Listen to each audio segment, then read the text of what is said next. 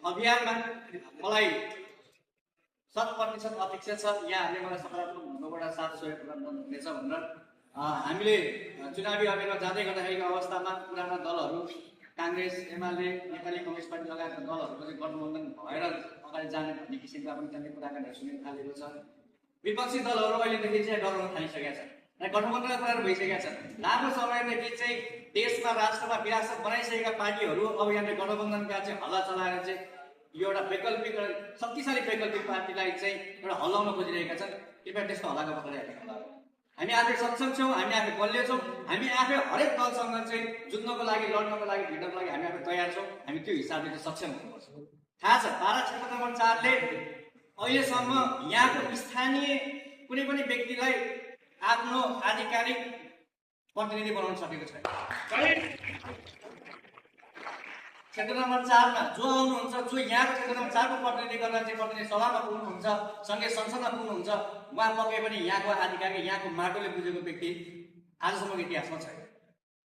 तपाईहरुसँग म छु, शालिग्राम अधिकारी यो माटोले जन्माएको। 4 नम्बर कुनै 4 नम्बर क्षेत्रमा प्रतिनिधि गरेर तपाईहरु सँगसँगै चुनावी अभियान, तपाईहरु सँगसँगै चाहिँ यो राष्ट्रिय बनाउन अभियानमा चाहिँ म अगाडि बढेको छु। यसको लागि पनि एउटा ऐतिहासिक, एउटा राष्ट्रपाको राष्ट्रिय स्वतन्त्र पार्टी ऐतिहासिक एउटा चाहिँ निर्णय हुन सक्छ। यही ठाउँले, यही गाउँले 4 नम्बरले आफ्नो स्थानीय मान्छेलाई, 4 नम्बरले आफ्नो स्थानीय व्यक्तिलाई आफ्नो प्रतिनिधि बनाएर पठाउँदैछ प्रतिनिधि सभामा। यसको लागि पनि विशेष गरेर म राष्ट्रिय स्वतन्त्र पार्टीको जो अभिभावकहरू बसिरहनु भएको छ, आदरणीय दाइहरू यहाँनिर हुनुहुन्छ, यहाँ सबैलाई चाहिँ म हिसाबले धन्यवाद पनि दिन चाहन्छु, हार्दिक कृतज्ञता पनि ज्ञापन गर्न चाहन्छु। र मेरो चाहिँ यो एजुकेसनमा पनि, एउटा शिक्षामा पनि म चाहिँ अलिकति यो व्यवस्थापन संकायमा चाहिँ पढेको विद्यार्थी भएको कारणले गर्दाखेरि चाहिँ राजनैतिक नेताहरू जस्तो मिठो बोली, मिठो भाषण चाहिँ मबाट नआउनु पनि सक्छ, नआउनु पनि सक्छ।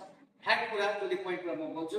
हामी यो म्यानेजमेन्ट फिल्डको मान्छे, हामी म्यानेज गर्न जानेका छौँ, म्यानेज गर्न सकेका छौँ, सबै कुरा व्यवस्थापन गर्न सकेका छौँ। र सँगसँगै नीति निर्माणको विषयमा पनि हामी धेरै कुराहरू चाहिँ हामी जानकार भएर हाम्रो चाहिँ यो करिकुलममा पनि धेरै कुराहरू चाहिँ हामीले पढ्नुपर्ने भएको कारणले गर्दाखेरि, पढाउनु पर्ने पनि भएको कारणले गर्दाखेरि चाहिँ यी सबै कुराहरूमा चाहिँ एक हिसाबको राजनीतिक अनुभव मसँग कम भए तापनि विभिन्न सङ्घ संस्थाको चाहिँ टेस्टेड मान्छे, तपाईँले चाहिसक्नु भएको मान्छेले तपाईँहरूलाई प्रतिनिधि गर्दै पारा क्षेत्रमा 4 लाख प्रतिनिधि गर्दै अगाडि बढाउने यो साथमा यो अभियानमा सबैको होस्टेमा हैसियत हुन्छ भन्ने अपेक्षा सहित र यो राजनीतिक अनुभवले खालिनु भएका व्यक्तिहरूको चाहिँ माया पाउने, साथ पाउने आशा सहित मैले मेरो भनाइ यही अन्त्य गरेँ र